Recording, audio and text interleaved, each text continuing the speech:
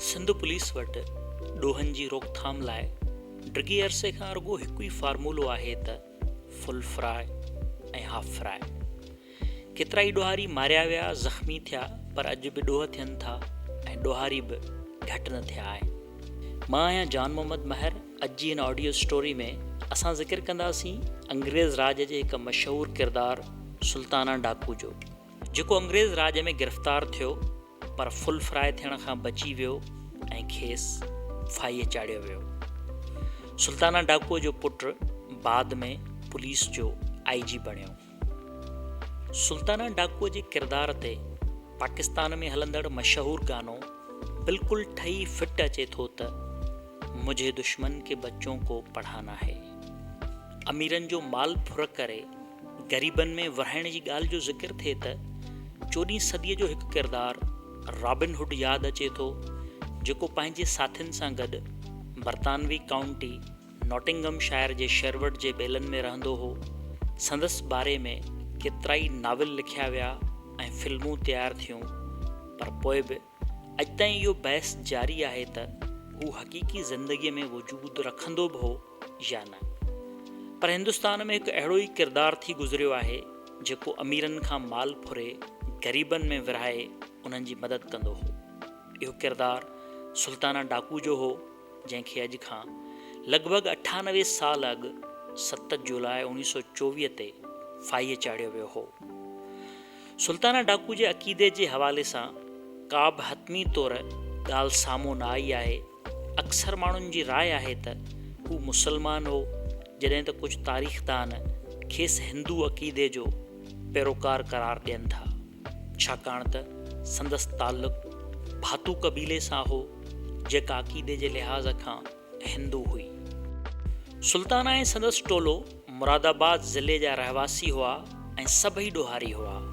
सुल्ताना ऐं संदसि टोले जे मेंबरनि खे यूपी जे इलाइक़े नजीबाबाद में पत्थरगढ़ जे किले में मुख़्तलिफ़ ॾोहनि जी सज़ा तौरु क़ैद कयो वियो हो, पर आहिस्ते आहिस्ते इहे ॾोहारी जेल मां फ़रार थियण लॻा ऐं हुननि भातू बिरादरी जे हिकु शख़्स बालमगंज जी अॻुवाणीअ में ॾोही वारदातूं शुरू कयूं।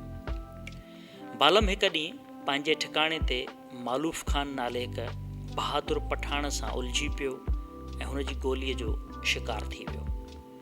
जंहिं बैदि इन टोले जी क़ियादत सुल्ताना जे हथ में अची वई। पंहिंजे ज़माने जे मशहूरु पुलिस ऑफिसर ज़फ़र उमर बि सुल्ताना डाकूअ खे गिरफ़्तार कयो हो, जंहिं ते ज़फ़र उमर खे उन वक़्तु 5000 रुपया इनाम मिलियो हो। ज़फ़र उमर जी धीअ हमीदा अख़्तर हुसैन रायपुरी पंहिंजे किताब नायाब ऐं हम में लिखियो आहे त ज़फ़र उमर सुल्ताना खे दूबदू मुक़ाबले में गिरफ़्तार कयो हो।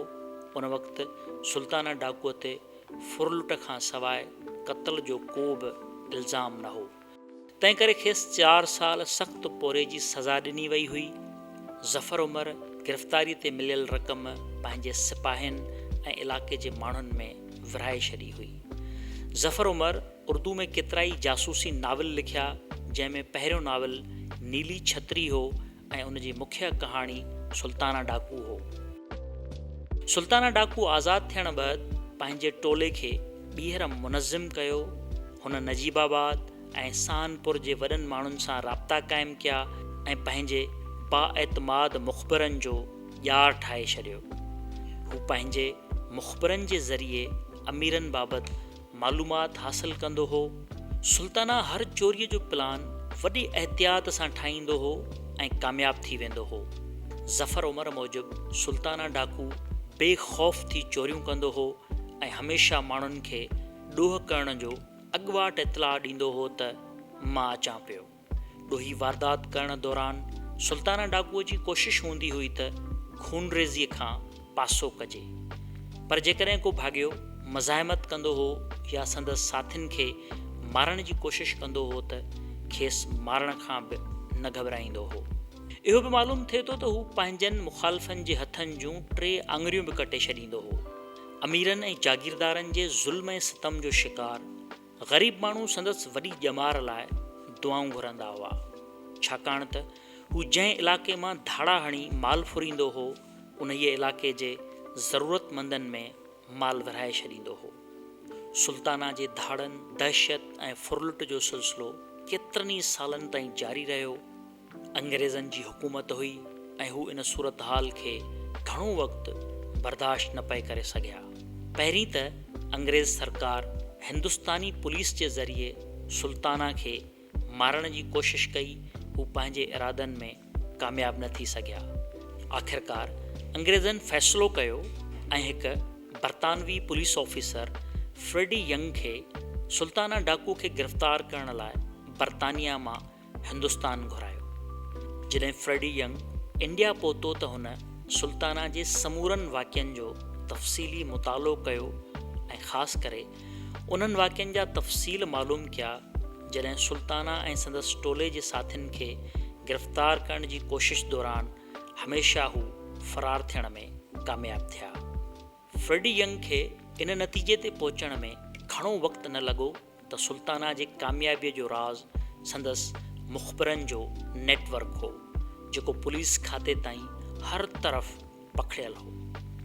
फ्रेडी यंग खे इहा ख़बर पइजी वई हुई त मनोहर लाल नाले हिकु पुलिस ऑफिसर सुल्ताना जो ख़ासि माण्हू आहे, जेको सुल्ताना खे गिरफ़्तार करण जी हर कोशिश जी ख़बर खेसि अॻुवाट ॾींदो आहे ऐं उन खां अॻु जो पुलिस सुल्ताना वटि पहुचे मनोहर हुन जे बचाव जो समूरो बंदोबस्तु अॻुवाट करे छॾींदो हो। फ्रेडी यंग शानदार अंदाज़ में सुल्ताना खे गिरफ़्तार करण जी कोशिश जी रिथाबंदी कई। पहिरीं हिन मनोहर लाल खे हिकु ॾूरांहे इलाइक़े में बदिली करे छॾियो। पोइ नजीबाबाद जे बुज़ुर्गनि जी मदद सां सुल्ताना जे हिकु भरवसे वारे मुंशी अब्दुर रज़ाक़ खे पाण सां मिलाइण में कामयाब थियो। सुल्ताना मुंशी अब्दुर रज़ाक़ ते तमामु घणो एतमाद कंदो हो। सुल्ताना डाकू जी पनाहगाह नजीबाबाद जे भरिसां कजली बन नाले हिकु ॿेलो हो। हीउ ॿेलो तमामु घाटो ऐं जानवरनि सां भरियल हो, पर सुल्ताना हिन ॿेले जे हर रस्ते ऐं राज़ खां वाक़िफ़ हो। ही घाटे ॿेले में अहिड़े हंधि लिकंदो हो जिते ॾींहं जे वक़्त में बि सिज जी रोशनी न पहुचंदी हुई। सुल्ताना वेस मटाइण जो बि माहिर हो। खेसि ॾिसण वारनि खे बि ख़बर न पवंदी हुई त इहो सुल्ताना ई थी सघे थो। फ्रेडी यंग मुंशी अब्दुर रज़ाक़ खां मिलियल मालूमात जे बुनियाद ते सुल्ताना जे चौधारी घेरो तंग करणु शुरू कयो। मुंशी अब्दुर रज़ाक़ हिकु तरफ़ सुल्ताना सां राब्ते में हो त ॿिए तरफ़ फ्रेडी यंग खे संदसि हरकतुनि जी ख़बर ॾेई रहियो हो। हिकु ॾींहुं मुंशी सुल्ताना खे अहिड़ी जाइ ते घुरायो जिते पुलिस अॻु में ई लिकियल हुई। सुल्ताना जीअं ई मुंशीअ जे विछायल ॼार वारे हंध ते पहुतो त अंग्रेज़ ऑफिसर पंहिंजे साथियुनि जी मदद सां खेसि काबू करे वरितो। सुल्ताना पहिरियां त मथसि फायर करणु चाहियो, पर पुलिस संदसि राइफ़ल खसे वरिती ऐं हिकु कांस्टेबल राइफ़ल जे बट सां संदसि पेरनि खे धक हयो ऐं खेसि हेठि केरे छॾियो।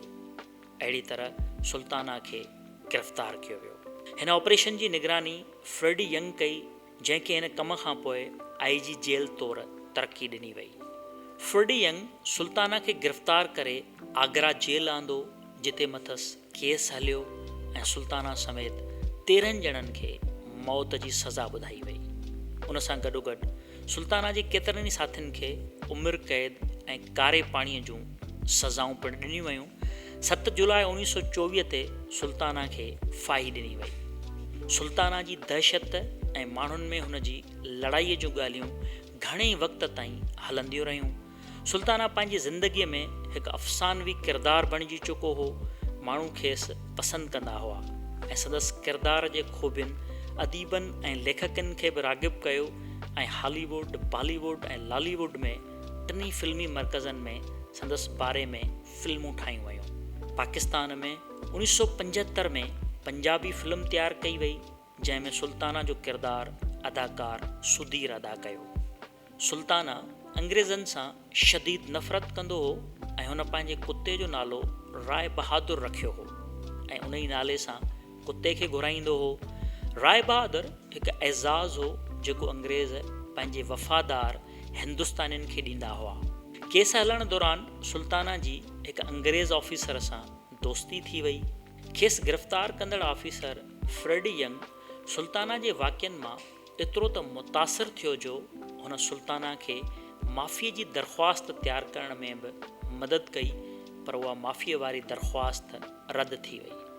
सुल्ताना फ्रेडी खे दरख़्वास्त कई त हुन जे मरण बैदि संदसि 7 सालनि जे पुट खे आला तालीम ॾियारी वञे। फ्रेडी यंग सुल्ताना जी ख़्वाहिश जो एहतराम कयो ऐं उन जे पुट खे आला तालीम लाइ बरतानिया मोकिले छॾियो। बाद में हू बरतानिया मां तालीम हासिल करे वापसि हिंदुस्तान आयो ऐं ICS जो इम्तिहान पास करे पुलिस ऑफिसर बणियो, जितां हू तरक़ी कंदो IG पुलिस जे उहिदे ताईं पहुतो। हिन ऑडियो स्टोरी जो स्क्रिप्ट राइटर, मुहक़िक़ ऐं लेखक अकील अब्बास जाफ़री आहे।